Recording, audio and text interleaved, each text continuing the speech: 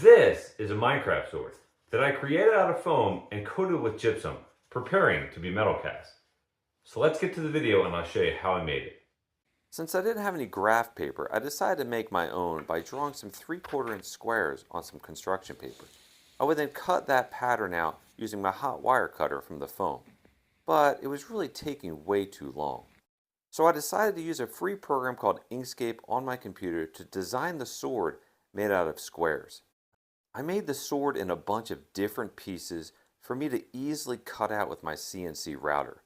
Because I use a free version, it does make it a little bit more intricate to be able to carve out any pattern using my CNC machine. And you can see here I have each individual SVG file loaded into Easel. This is the Inventables free program to use your CNC carving machine. It's very user friendly, so I would suggest it for any new carver to use. And here is a clip of me using my CNC router to carve out the shapes from the foam that I previously designed in Inkscape. This foam is 1/2 inch thick polystyrene XPS. Because the way the sword was designed, it wasn't a single plane. It actually had some raised parts to the sword. Because of this, I had to shave 3/16 off to create that raised edge. This piece, as well as others, will then be glued to the base of the sword. Here are the 3 parts of the Minecraft sword that will act as the base. The guard of the sword that you see here, I scribed all those lines in by hand. Here is the sword laying flat on the table, no glue, just being retrofitted before I do anything further.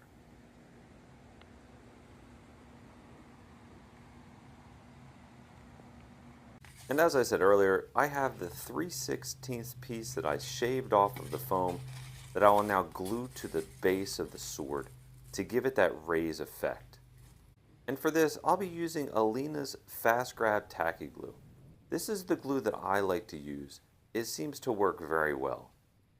When applying the glue to the foam, make sure to get all of the edges.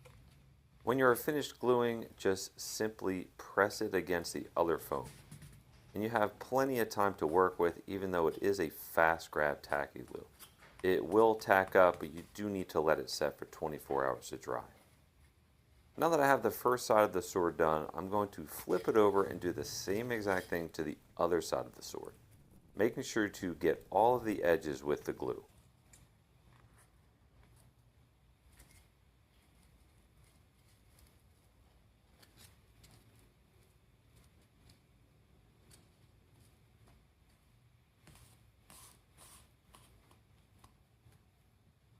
Here's the guard to the sword. I actually scribed lines into the base of it because the 3/16 piece did not cover the entire thing. And here's the handle that I'll show you. I already glued the raised edge to one side of it. And another picture of the guard that I glued the raised edge to only one side. I still need to put it to the other side. But I'm showing you here the lines that I manually put into the foam, because if I didn't, this 3/16 piece that I would put over top of it would have open areas in the middle. And it just wouldn't look right. And now it's time to put all of the puzzle pieces of this Minecraft sword together. I'm now going to apply the glue to the pieces, making sure to get a good saturated coat of glue applied to the foam. I don't know if it's necessary, but I like to apply the glue to both sides of the foam that I'm going to be connecting.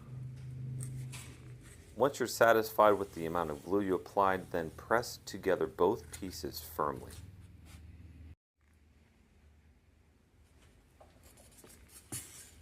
Now that all pieces are glued, I will now let it set for 24 hours.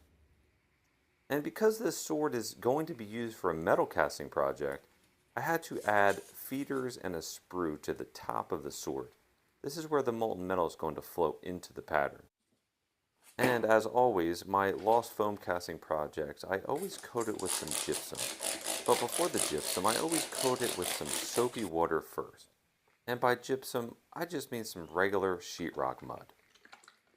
I put a watered down mix of the gypsum into a separate container and dabbed it on with a simple brush.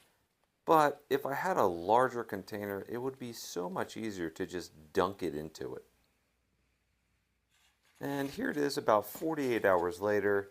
The gypsum has dried and this Minecraft sword is ready to be metal cast. Now I don't know exactly when I'm going to metal cast this, but when I do, I will leave that link in the description below. Thanks for watching and have a nice day.